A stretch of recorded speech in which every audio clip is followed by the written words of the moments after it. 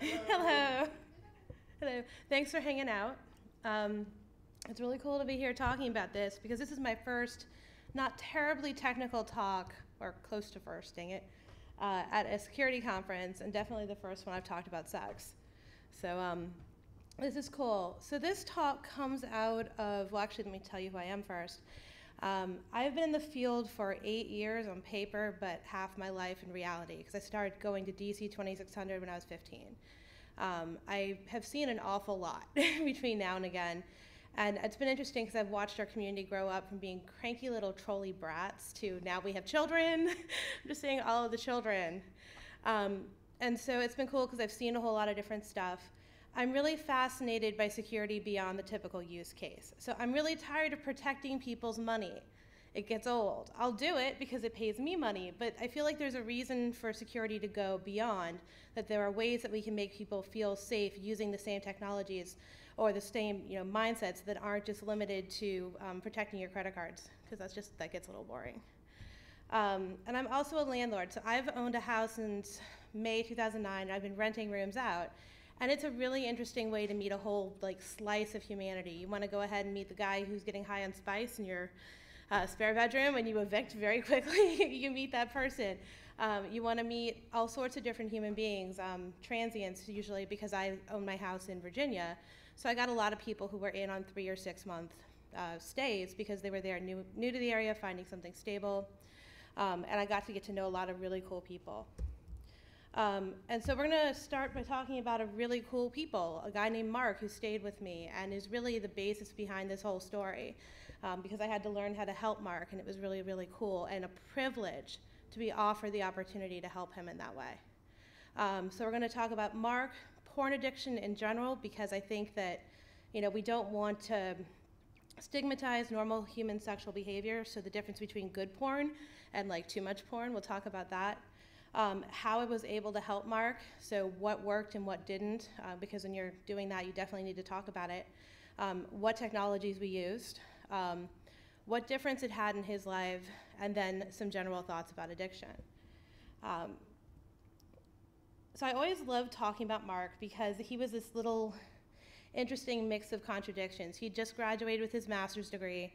He had come out of military industrial complex thought patterns, and then he was back in the real world, and his religious faith was drawing him more towards human services or other connecting things, and he was really kind of in a weird place. And he was also really conflicted about, well, we'll get to that. Mark was a great housemate for a really long time. He would have great weeks and cruddy weeks, but this is normal with housemates, so you just kind of roll with it. But then Mark got into a really bad mood, and he stayed in a really bad mood for a really long time.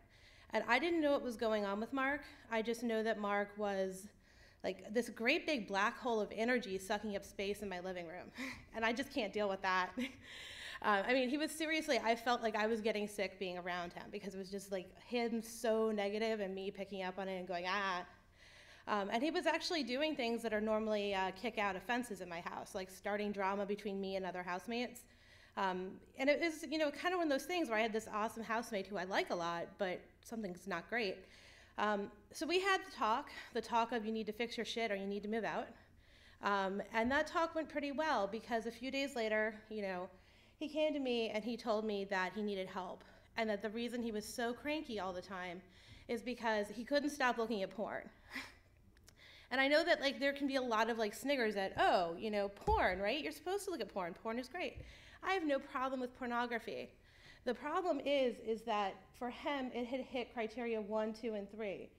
He was preoccupied to the point of obsession. He would spend 12 hours a day looking for that one image. And it's really sad. It's he was in a lot of pain because it was just see one picture, that one picture, and I'm going to spend 11 hours getting there. So he wasn't having a good time. He couldn't keep himself from not doing it. And he was about to get kicked out of his house. So he was hitting all 3 of his criteria. There's another way of thinking about it, which is the more 12-step version I pulled up in terms of knowing if you've got a porn problem. So the 3 criteria before are my thing. This is another way of thinking about it. And it was just, he was about to get kicked out of his house. So it was one of those things where when he came to me and he asked me to block his internet so that he could not get to porn, I was like, okay, I have some skin in the game here. I like to live in this house. I like to have a pleasant life in my house. I don't want to replace a tenant. And I actually really like Mark. You know, when he's being a good housemate, he's a great housemate. So we, you know, the part of the negotiation was how do we negotiate me helping him in that way, in a way that's good for him and for me. So he needs to feel safe coming to me and being able to tell me, hey, I need you to block this additional site because I got by it accidentally. And I need to be able to say to him, not right now, I'm at work. You know, I'll get back to you later. What gets blocked, what that list of sites is or not, that was really important because we found out we couldn't block, we couldn't allow HTTPS because things would go on that I couldn't block with my device. So it was kind of like one of those things where having a realistic expectation. What will happen if the sponsee subverts the block? I am no one's mother. And I am not at all interested in playing who does, you know, if you do this, I'm going to smack you. I'm just not interested. I got other things to do. So he and I agreed that that was just going to be, if you want to subvert it, you don't need my help anyway, so let's move on. But, you know, you may have different negotiations. And then what other support? So depending on what structure you have and the relationship you have with that person, there may be other things you choose to do. Like if you're in a 12-step program, there's a lot of different stuff that happens within that dynamic that you might choose to have with that person. I don't have a right or wrong here. I don't really care. But my thing is that you have to be really clear on expectations if you're going to offer that kind of support because you don't want to co-sign someone else's bullshit. And you definitely don't want to set yourself up for being so emotionally invested that it matters to the point where it really destroys you if that person relapses or goes back to their old behavior.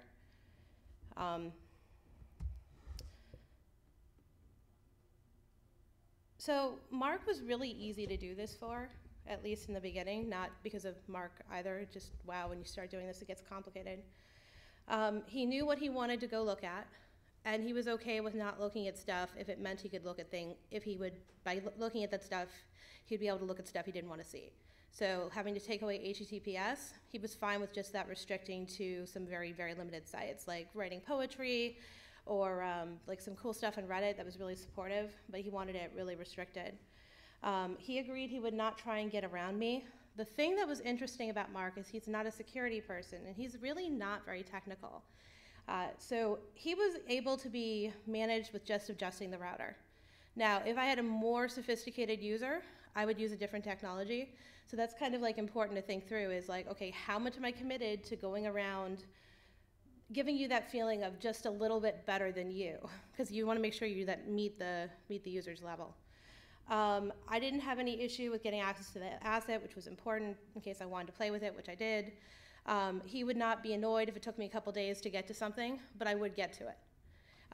And so I did not have any additional layers. I just really focused on the technical aspects of helping Mark have a little bit more room to breathe every day. And so because we had a really clear idea of what needed to be done, we were going ahead and we knew we were doing a whitelisting approach, and I did it on the router. The problem with that was I had a really cruddy router. So if you do this for someone, you might want to upgrade your router. It is actually really obnoxious to have to log into, I think it was a Linksys, and adjust the little lines. And I'm like, yeah, I know it seems kind of princessy, but there were things I couldn't filter. So I couldn't give him access to mail.yahoo.com because he would end up with all the porn ads, which is, not so great for him. I realized after this that I could have just installed a hard email client and just allowed him access to those ports for webmail, not for webmail, the SMTP. But I didn't realize that at the time, and so it was a source of frustration for me. So usually it was just a resource issue in terms of me being able to get to things quickly, and I really didn't like doing the administration. And so I decided I wanted to try and do something that was more host-oriented, that might be easier for me. Internet Nanny.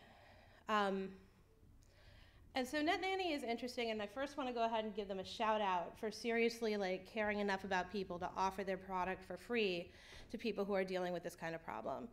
And they were really cool. I emailed them, they sent me a code. I was like, please let this work so I don't have to keep logging into my router. And I downloaded it, I installed it, and unfortunately, Like, Yahoo is porn, okay? So I install it, and I'm like, go check it, because I don't want to have, like, I don't want to see what he thinks is interesting, right? And then he's like, his face changes, and it's all lights up, and I'm like, whoa, okay, all right, enough of that. Because he ran into these ads, or not these exact ads, but ads like this, which is really common across Yahoo. So it really sucks, because I really like the Net Nanny people, and I have a lot of respect for the human beings who work there. But the product doesn't work very well, and I mean, it didn't stop anything. It was a pain to uninstall, which is considered a feature, not a bug, except if it destroys the asset, it's not a feature, it's a bug, and I was really worried about that. And I don't know, I think that it's kind of like the same problem with any other content filtering, right? It's only as good as what you know. I'm really kind of leaning towards liking OpenDNS at this point for this sort of thing, because it's got the roaming client, and I can stick it on the exit. I can, like block Google DNS while I'm out there too. So if I want to be like, kids are smart, I'm smarter. But it's like, I'm really leaning towards that because it's got a roaming client and it can go with your devices anywhere. But there's really not a great way to do it here. If you're dealing with something that's compulsive, like sex addiction, or specifically pornography addiction, you need to block it with whitelist if you're gonna get it all. So these are some other things I used to block. So I also have a problem with using the internet just a little bit too much. And sometimes I've got other things I should be doing, or not looking at work, like Facebook. So part of this talk came out of things that I'd learned to manage my own behavior so that I'd be more successful in my work environments. I haven't used Windows Parental Control, but it's really important to know it's content filtering and already installed on your machines, so you don't have to do any work, which I'm a big fan of because I am lazy. OpenDNS is my favorite thing right now. I mean, even though you're still subject to DNS evasion, you can do enough stuff at the border device. And remember, you only have to be one step better than your user group, so it's not like it has to be rocket science. I really like self-control.app for Mac because it's just so much more comfortable. And cold turkey for Windows. So if I'm trying to work, I'll use that. Because it's really the same sort of thing, right? If I'm having a problem looking at porn, I'm going to block it. If I'm having a problem with looking at the internet all day instead of doing my work, I'm going to block it. See, I know you guys have done it too. And it's just like, I want to be productive. There's all these things that I would really like to do with my day. And so there's tons more options. The professional versions are better. I kind of feel like I don't want to work too hard on my home network connection. Like, I feel like it should just work, and I should be able to go do all my fun stuff at home, and then work. I might actually do some work on computers. But there is the option of installing SquidGuard. I know there's a bunch of different other router-in-a-box firewall implementations. It depends on how sophisticated your user base is and how much work you want to do. And so the thing about helping Mark is that, while it was incredibly fulfilling and important to me that I was able to help him in that way, what I was helping him with is giving him that 10 minutes, that little bit of time, a break, a breather, so that he could work on the other things in his life. I did not fix anything for Mark. I just helped Mark have a chance to think about things for himself. And so it was kind of like, I really feel like understanding the reason why Mark would be doing what Mark was doing, or even, a smoker would be doing what they're doing, or an alcoholic, if you like that word, is doing what they're doing, and, some underlying addiction model stuff. And this particular, I don't know, have any of you heard about Rat Park? Oh, cool. Oh, that makes this even better. Okay. All right, so you take a bunch of rats and you stick them in cages and you give them the option to press one button for really awesome strong drug like cocaine and the other button for plain water. And there's nothing to do. It's like putting your teenagers in middle America. They're gonna go do meth. So they did a lot of drugs. They did lots and lots of drugs. And that was proof that, if you try this drug, you're going to end up addicted to it, and you're going to do it till you die. There was our advertising, I think, the Just Say No, or the egg on the frying pan one. That is related to that. And so that's really sucky. And so this dude, Bruce K. Alexander, in the 1970s, went, well, that research seems kind of flawed because you're putting rats in cages and they're not happy about that. Well, okay, let's try making rat heaven or rat park. And seriously, oh my God, the results. So you put rats in with other rats, like boy rats, girl rats, and there are baby rats. And you give them things to like climb on and run, and you give them like social opportunities so they can do all of the rat behaviors and they can have the rat connections. And they don't want drugs so much. It's really cool. So it's like, if you look at any addiction, it really comes down to stuff like this. When you're working with anyone, it's just like, let me go ahead and figure out how to make their lives better so that they can go ahead and not spend all their time doing drugs or looking at porn or whatever's going on. And the chart on the left is the caged animals, the ones who were not, didn't have anything to do and things sucked for them, did a lot of drugs. And the ones with the dashed lines, the ones who did have friends and things to do and running around, they didn't do so much drugs. And if you look at the kind of the theory of harm reduction, I'm not necessarily trying to convince anyone to stop looking at porn, because you're going to look at porn sometimes anyway just by looking at ads, but to stop it being a problem for them that they have to do it all the time. So like all of this stuff, all of the different research on addiction is like get people connected to other people, help them be happier. And I went ahead and pulled a list, not because I'm a fan of groups, okay? I say this before I toggle to the slide. And I'm blowing through my slides really fast, so this is definitely not going to be the longest talk here.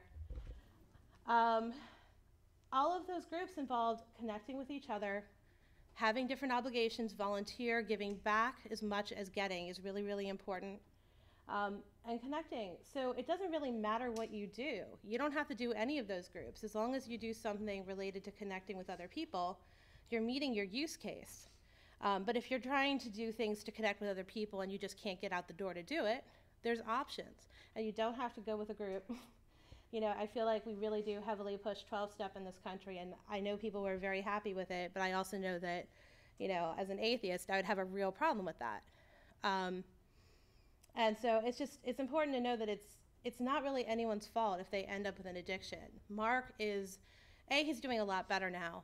He's no longer compulsively looking at porn. He's moving forward in his life. And I don't deserve credit for that. All I did was move things out of his way. And when he had a little bit more room to breathe, he did it for himself. So it was cool. It's like Mark's doing a little bit better. And he also found social stuff. He's connected with other people. It doesn't matter what you do. It's just there are options, and it's all the same thing anyway. And so, yeah, I've totally burned through my slides, like almost done. So from a security perspective, really realizing that I don't have to be that much better than my customer, that was relaxing. It's like, I know that they're going to try and be little brats, and that's okay. We love them anyway. We pat them on the head and we send them home. But I don't really have to work that hard to deal with most of them. So that was just kind of relaxing in general. Whitelisting is a pain in the butt. Like, I had to do so much administration overhead to keep Mark set up the way it needed to be that by the end of it, I was going, let's try Net Nanny, all right? Net Nanny, seriously, they're awesome. But I knew that I was just at the point where I just needed a lighter weight technology. And at work, we have access to those technologies, and at home, we might need to download things that I didn't have installed, or buy them. The porn thing, when I was looking at those ads, I was going, wow, that's an awful lot of exposure to pornography in the day life. I know some people will be like, yo, we're over-sexualizing our kids. But you know what? Seriously, kids go there every day. We are over-sexualizing our kids. So that was kind of sad and disturbing and bothersome because, I saw his face completely change. And it went from being like this guy who I really think is cool and I didn't mind doing this for, still don't, to whoa. I was like, away. In terms of architecture, I really had to think where I would put different things. Did I want to do it on the border device? Did I want to do it on the endpoint? What sort of things did he want me to block? I have another customer coming up, person who's asked me to work with them, and they want time-specific blocking. So they want to be able to go to work, do their work, and then have stuff turn off. And so I've got a pretty good idea what I'm going to do for that customer. It's probably going to be OpenDNS. And then maybe, roll it out, because this is one of those things where this isn't hard. I didn't invent anything. This is all stuff that everyone knows how to do. But what I found meaningful about it is it actually did something for a person, and it made a difference for him. So it's like I can go ahead and focus on all the cool nerdy stuff and, you know, like all the like high-end tech and cool stuff. I'd rather focus on like the human services aspects as they relate to technology, at least this week. And yeah, just like compassion. Like I have been around addiction for a really long time, just, you know, connected to people who deal with stuff, and I've definitely used the internet more than has been helpful to me. And just like it was, I really hadn't seen that look on someone's face. I hadn't seen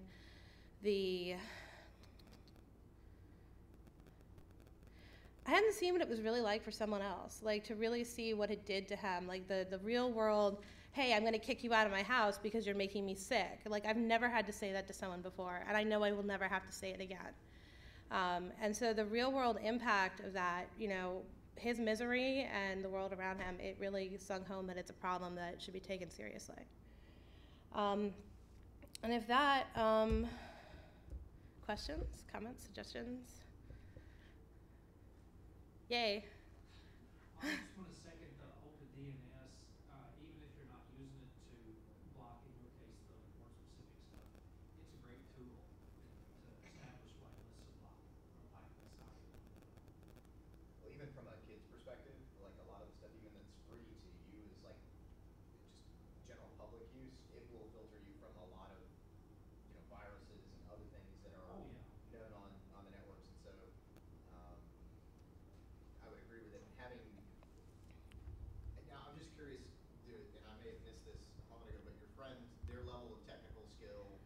Relatively low. I mean, Mark had a computer and he used it, but he wasn't up to the level of torrenting, you know. And it's not. And Mark is going to see this, so I'm sorry, Mark. But like, he was very low tech, and I had an acid issue, so he had a machine that was old and didn't run very well. It had an old installed Windows, so it didn't run very well, and I couldn't fix it because if I fixed it, then it would become my problem. Kind of like, you open it, it's yours now. So. I was just, the reason I'm curious, having had a friend in a similar situation, I'd never really thought about it from an addiction perspective like this, but the approach that I had to take to help this friend block himself from that, I remember him being like, you should do the same thing to yourself, and I'm thinking it wouldn't matter, like,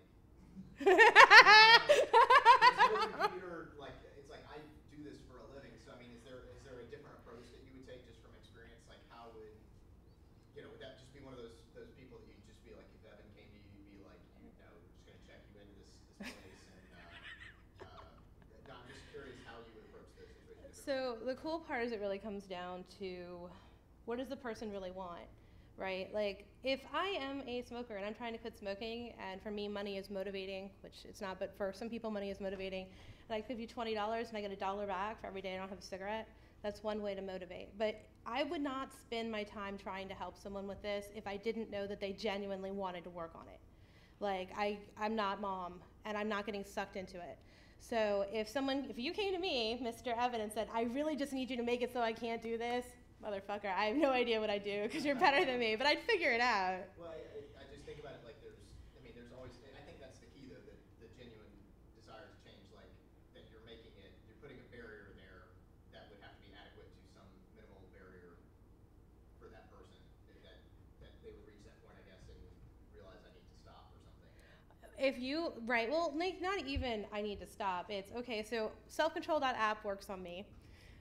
Because once I run it, the one thing I hate about it is you have to schedule it, and that's kind of irritating.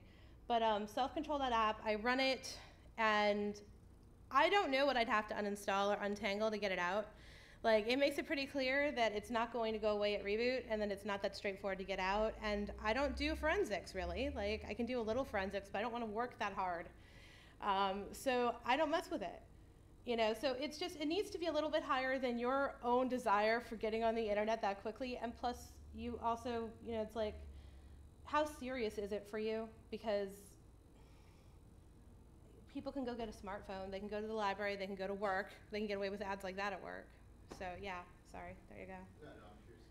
Now, did this particular individual, I know you mentioned mainly computer-based technologies, did they have the desire to do that on their phones and stuff like that too, or? So he had his phone traded in for like a, 9-button phone. He was, yeah. Yeah, now I understand with iPhones there's some stuff you can do with kid restraint stuff. But the thing is, if you have a web browser, you're kind of open door a bit. Yeah, hi. I was actually asked to give a talk to our church, advising parents on how to actually secure the internet from their kids being able to access pornography. And I actually went with OpenDNS. I played around with it, tried to figure out how to circumvent it and so forth. And I took basically like a two-step approach to my advice. And I actually set this up. I ended up setting this up at my house. So my youngest son, he's got an Android tablet that he plays with, and I use a program, an app called App Protector Pro. Okay. And all it does is it allows you to lock out certain apps where he can't open up the browser, he can't open up settings, he can't open anything unless you know the digit PIN code for it. Nice. So he knows the rules is that when I have to put the code in, he's got to physically turn around completely, and I don't allow him to be looking in my direction when I'm putting that code in, so he can shoulder surf me and such. So I use that approach for the mobile device because it can and does leave the house. Sure. And I went with OpenDNS inside the house, and I just make sure that any of the computers that they use, if they don't have local admin rights, then therefore it prevents them from changing your DNS on your IP config. So that way you can't change it to like 8.8.8, and it doesn't reference the router when it's trying to dial out. So that's how I manage that. But I would highly recommend OpenDNS and going with a two-step approach, using something on the device if it floats around, and then having something for the network as a whole. You totally did all the research behind this and did more than me. I would love to talk to you after this. Absolutely. That's awesome. That's so cool. And I did. I compared NetNanny. I compared them all, tried to figure out how they worked, and because I wanted to make sure the parents knew that, hey, if your kid, and one of the other things too is to lock them out of the BIOS, so that way they can't boot to CD and they can't change the boot method, to where that way you can boot to, say, USB thumb drive on a small Linux, kernel, and then, hey, it doesn't really matter what's installed on the machine because you boot from it, and therefore you can get past all the parental controls that you might have in place there. So yeah, so that's what I use, and that's what I went with. I'm so on board. That's actually what we were going to POC too. So I'm really glad, because talking to you, I will learn a lot. This is so cool. You're going to what now? Oh, no, that I was going to do another exercise with a different person to see what worked there. Because I kind of would like to be able to put together a process doc on a blog somewhere for people who might want to do this and not replicate the work that you did or I did. So that's kind of what I'm trying to get to. Yeah, I'll gladly share whatever I may be able to contribute. It's fine. Thank you. Thank you, Sarah. Hey. Thank you. Thank you guys for staying.